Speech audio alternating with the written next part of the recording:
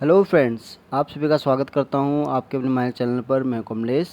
Friends, आज के इस वीडियो में आप सीखेंगे एक्सेल के टू कॉल फंक्शन के बारे में। तो अगर ये वीडियो आपको अच्छा लगे तो प्लीज़ इसको आप लाइक करें, शेयर करें और चैनल को भी सब्सक्राइब ज़रूर करें फ्रेंड्स, ताकि आपके इस तरह के नए नए वीडियोज़ की अपडेट आपको डेली मिल सके। तो यहाँ पर टू कॉल फंक्शन का एक्सेल में क्या काम होता है, पहले इसको हम समझ लेते हैं। तो टू कॉल फंक्शन क्या करता है, चाहे आपके पास कोई टेबल हो या एरे हो, तो ये उसको कन्वर्ट करके आपको उसका रिजल्ट एक ही कॉलम में दे देता है। तो यहाँ पर देखिए, कुछ मैंने यहाँ मंथ के नेम टाइप कर रखे हैं, जैन से लेके दिसंबर तक के। तो ये जो अभी डेटा हमारे पास है कॉलम में है और रोज में है, यानी कि आप देख रहे हैं यहाँ कहते 1 2 3 4 रोज में है और 3 कॉलम में है। अब इसको हमें क्या है, टू कॉल के थ्रू हम क्या सीखेंगे इससे, कि अगर आप इसको हमें एक ही कॉलम में करना है तो कैसे इसको हम कन्वर्ट करेंगे। तो इस फंक्शन के बारे में मैं आपको दो स्टेप से समझाऊंगा। तो पहले तो मैं आपको बताऊंगा कि अगर आपके पास ऑल वैल्यूज या टेक्स्ट में कुछ भी डेटा अगर है, उसको आपको उसी वैल्यू के साथ अगर एक कॉलम में रखना है तो कैसे आप उसको रखेंगे। और दूसरा मैं आपको बताऊंगा कि कभी क्या होता है कि डेटा हमारे पास कहीं पर ब्लैंक होता है, तो उसको आप कैसे ब्लैंक को इग्नोर करके वो डेटा आप जो है किसी और कॉलम में रख सकते हैं। चलिए स्टार्ट करते हैं। तो यहाँ पर मैं टाइप करूँगा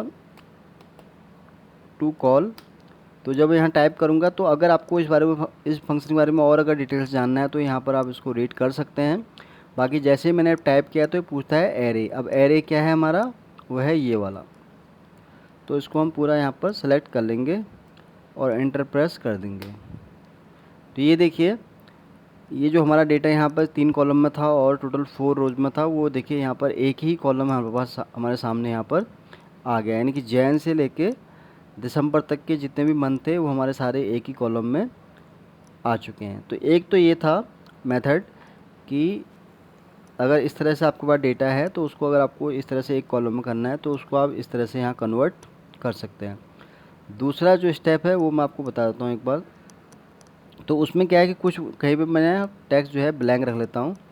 लाइक ये मैंने यहाँ ब्लैंक कर दिया और यहाँ मैंने कुछ मंथ हटा दिए और कुछ मंथ मैंने यहाँ हटा दिए और कुछ मंथ मैंने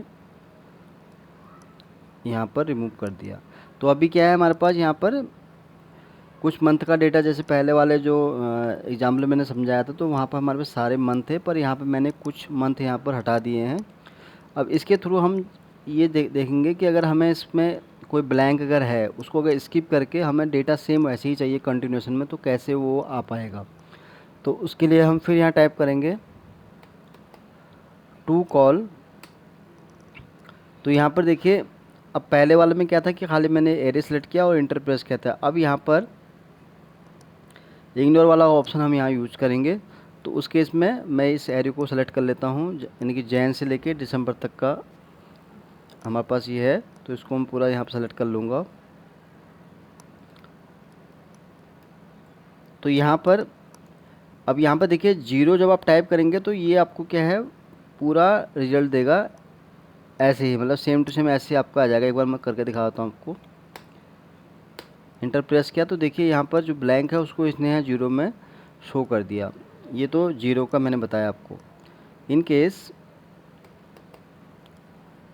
टू कॉल टाइप किया तो ये मैंने यहाँ पर एरे सेलेक्ट किया, क्योंकि अब हमें यहाँ पर ब्लैंक को इग्नोर करना है। तो उस केस में हम यहाँ पर देखिए, या जब आप टाइप करेंगे तो यहाँ बहुत सारे ऑप्शन है। जीरो है आपका कीप ऑल वैल्यूज़, अगर आपको सारे वैल्यू चाहिए तो उसके लिए जीरो टाइप करेंगे।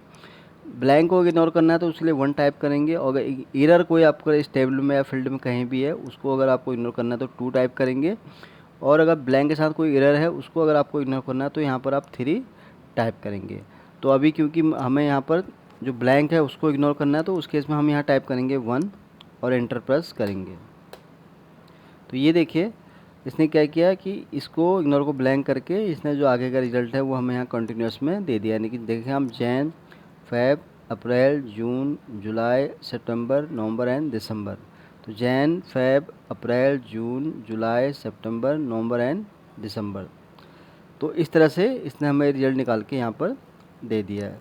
तो पहले मैंने आपको जो बताया कि अगर आपको किसी भी वैल्यू को अगर ऐसे ही रखना है किसी कॉलम में, तो उसको आप वहाँ पर जीरो टाइप करेंगे। और उस केस में अगर कहीं पर आपको कोई अगर इस तरह का ब्लैंक डेटा मिलता है तो उस केस में अगर आपको उसको इग्नोर करना है तो उस केस में आप वहाँ पर 1 टाइप करेंगे तो आपको रिज़ल्ट इस तरह से यहाँ पर दिख जाएगा।